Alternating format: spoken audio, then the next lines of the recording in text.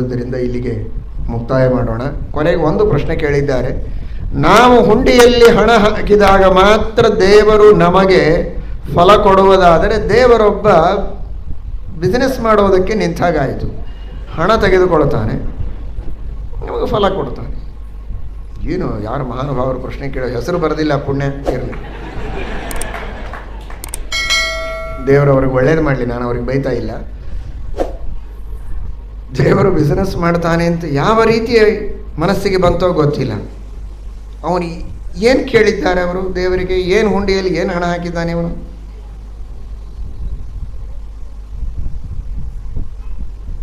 ಇವನು ತಾನು engineering, medical, MBA ಇದರೊಳಗೆ ಡಿಸ್ಟಿಂಕ್ಷನ್ ಬರಬೇಕು ಅಂತನ್ನೋದಕ್ಕೆ, ರ್ಯಾಂಕ್ ಬರಬೇಕು ಅಂತನ್ನೋದಕ್ಕೆ ಹುಂಡಿಯಲ್ಲಿ ಹಣ ಹಾಕಿರ್ತಾನೆ. ಹಾಕಿದ್ದೆಷ್ಟು? 10 ರೂಪಾಯಿ.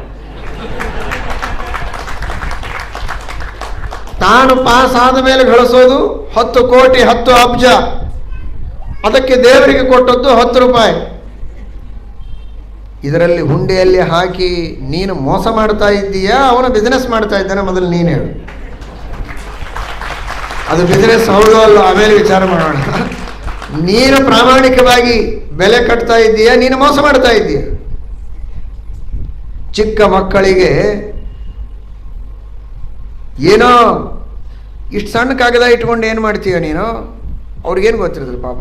1000 ರೂಪಾಯಿ ನೋಟ್ ಇಟ್ಕೊಂಡು ಏನೋ ಆಟ ಆಡ್ತಾ ಇರ್ತವೆ. 1-2 ವರ್ಷದ ಕೂಸು.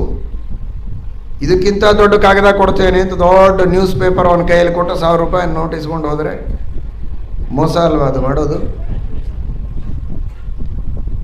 10 ರೂಪಾಯಿ ಕೊಟ್ಟು ನೀವು 16 ಕೋಟಿ ರೂಪಾಯಿಗಳನ್ನು ದೇವರಿಂದ ಕಸಕೊಂಡು ಹೋಗ್ತಾ ಇದ್ದೀರಿ. ಇದು ಮೋಸ ಅಲ್ವಾ ಹೇಳಿ ಮೊದಲು? ದೇವರು ಮಾಡೋದು ಬಿಸ್ನೆಸ್ಸು ಅಂತ ಆಕ್ಷೇಪ ಮಾಡ್ಲಿಕ್ಕೆ ಬಂತಲ್ಲ, ಸರಿ, ಅದು ಪಕ್ಕಕ್ಕಿಡಿ. ಇದು ಸರ್ವಥಾ ಬಿಸ್ನೆಸ್ ಅಲ್ಲ. ನಾವೇನು ಕೇಳ್ತೀವಿ, ಅವನೇನು ಕೊಟ್ಟದ್ದು ವಿಚಾರ ಮಾಡಿ. ನಮಗೇನು ಕೇಳಬೇಕು ಅಂತ ಗೊತ್ತಿಲ್ಲದೆ ಇದ್ದಂತಹ ಮಹಾಮೂಢರು ನಾವು.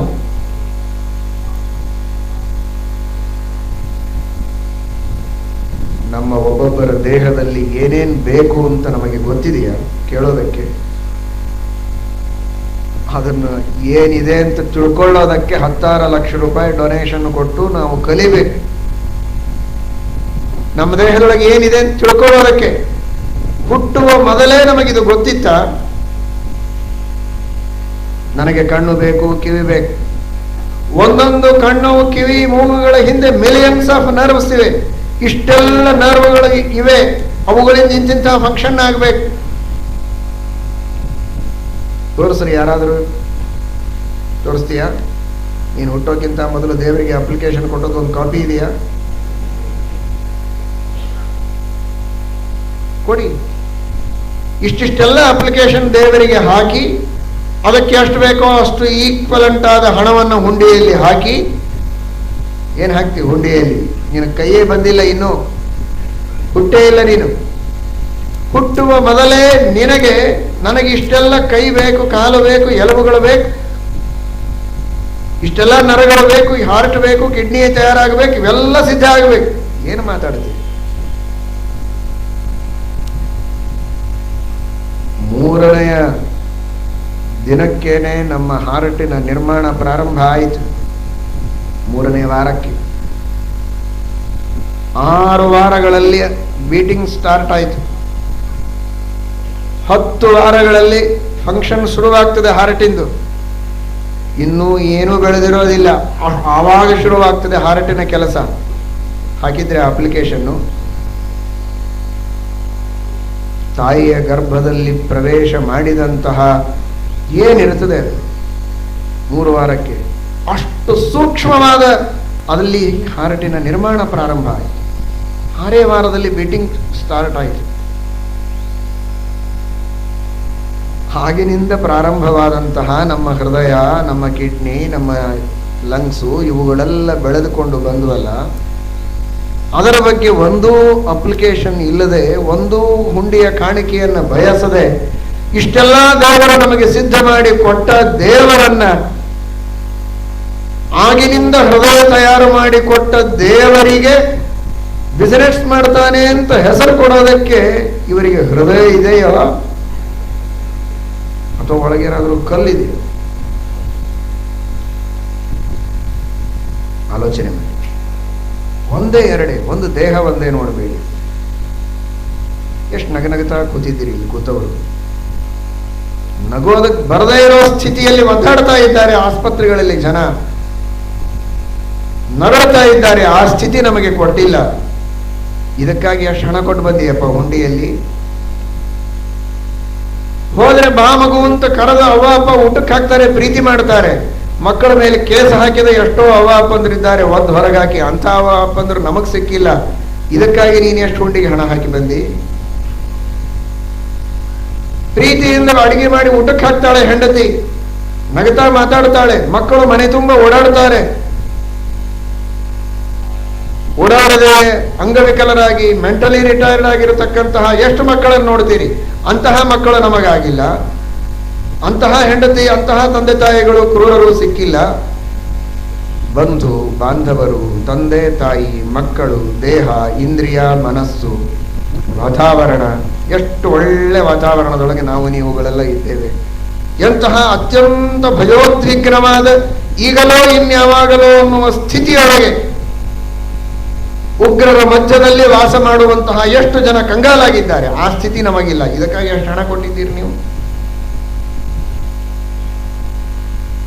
ದೇವರು ಬಿಸಿನೆಸ್ ಮಾಡ್ತಾನೆ ಅಂತ ಯಾವ ಬಾಯಿಯಿಂದ ಮಾತಾಡ್ತೀವಿ?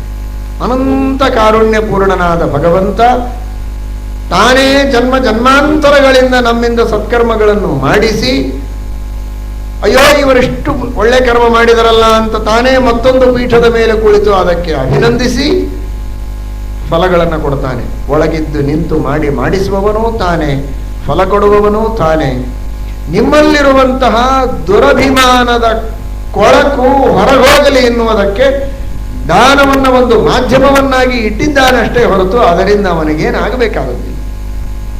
ಏನ್ ನೀವು ಕೊಡ್ತೀರ ಅವನಿಗೆ? ಎಲ್ಲವೂ ಅವನದೇ ಇದೆ, ಕೊಡೋದೇನಿದೆ ಅವನಿಗೆ? ಏನ್ ಕೊಡ್ತೀರ ಅವನಿಗೆ? ನಿಮ್ದು ಅಂತ ಏನಿದೆ ಅಂತ ಕೊಡ್ತೀರಿ. ಕ್ರೀಡಾರ್ಥಮಾತ್ಮನ ಇದಂ ತ್ರಿಜಗತ್ಕೃತಂತೆ ಸ್ವಾಮ್ಯಂತು ತತ್ರ ಕುಧಿಯೋ ಪರ ಈಶ ಕುರ್ಯು ಕರ್ತು ಪ್ರಭವಸ್ತವ ಕಿಮಸ್ಯತ ಆವಹಂತಿ ತ್ಯಕ್ತ ಕ್ರಿಯ ತ್ವದವರೋಪಿತ ಕರ್ತೃಭಾವಾಹ.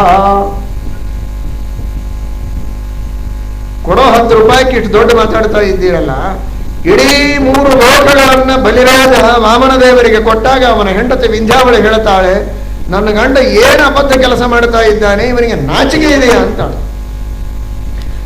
14 ಲೋಕಗಳನ್ನು ಸೃಷ್ಟಿ ಮಾಡಿದ ದೇವರು ತನ್ನದಾದಂತಹ ಈ ವಿಹಾರ ಭೂಮಿಯಲ್ಲಿ ತಾನಿದ್ದು ಆನಂದದಿಂದ ಮೆರೆಯುತ್ತಾ ಇರುವಾಗ ಇದನ್ನು ತನ್ನದು ಅಂತ ತಿಳಿದು ದಾನ ಕೊಡ್ತೇನೆ ಅಂತಾನಲ್ಲ. ಇವನಿಗೆ ಎಂತಹ ತಿಳುವಳಿಕೆ ಇವನದು. ಗಂಡ ಅಂತ ಮರ್ಯಾದೆ ಕೊಡ್ತೇನೆ, ಆದರೆ ನಾಚಿಕೆ ಬೇಕಲ್ಲ. ತ್ಯಕ್ತ ಕ್ರಿಯ, ನಾಚಿಕೆ ಕಳ್ಕೊಂಡಿದ್ದಾರೆ ಇವರು. ನನ್ನದೆಂದು ಭಾವಿಸಿ ದಾನವನ್ನ ಕೊಡುತ್ತಾರೆ ಅಂತ ವಿಂಧ್ಯಾವಳಿ ತನ್ನ ಗಂಡನಿಗೆ ಬಲಿರಾಜನಿಗೆ ಬೈತಾಳೆ. ಅವನನ್ನು ನೆಪ ಮಾಡಿಕೊಂಡು ಎಲ್ಲರಿಗೂ ಬೈತಾಳೆ. ಹಣ ನಮ್ಮದು, ಬಂಗಾರ ನಮ್ಮದು, ಬೆಳ್ಳಿ ನಮ್ಮದು, ಇದೆಲ್ಲ ನಮ್ಮದು ನಮ್ಮದು, ನಾವು ದೇವರಿಗೆ ಕೊಟ್ಟಿದ್ದೇವೆ ಅಂತ ತಿಳಿದರೆ ಅವರಂತಹ ಮಹಾ ಮೂಢರು ಪ್ರಪಂಚದೊಳಗೆ ಯಾರಿಲ್ಲ. ಸರ್ವಥಾ ಹಾಗೆ ತಿಳಿಯುವುದು ಬೇಡ. ಎಲ್ಲವೂ ದೇವರದು. ನಮಗೆ ಉಪಭೋಗಕ್ಕಾಗಿ ದೇವರು ಕೊಟ್ಟಾಗ ಇದು ದೇವರದು ಅಂತ ಸ್ಮರಿಸುವುದಕ್ಕೆ, ದೇವರಿಗೆ ಒಪ್ಪಿಸುವುದಷ್ಟೇ.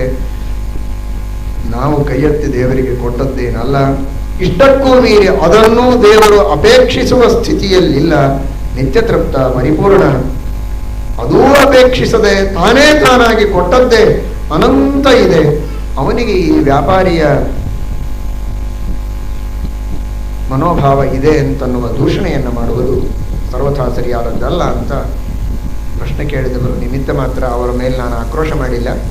ಎಲ್ಲರೂ ನಾವು ಇದನ್ನು ಮನಗಂಡು ಭಗವಂತನ ಅನಂತ ಕಾರುಣ್ಯವನ್ನು ಸದಾಕಾಲದಲ್ಲಿ ಸ್ಮರಿಸಬೇಕು ಅನ್ನೋದರಲ್ಲಿ ಮಾತ್ರ ತಾತ್ಪರ್ಯ ಇದೆ.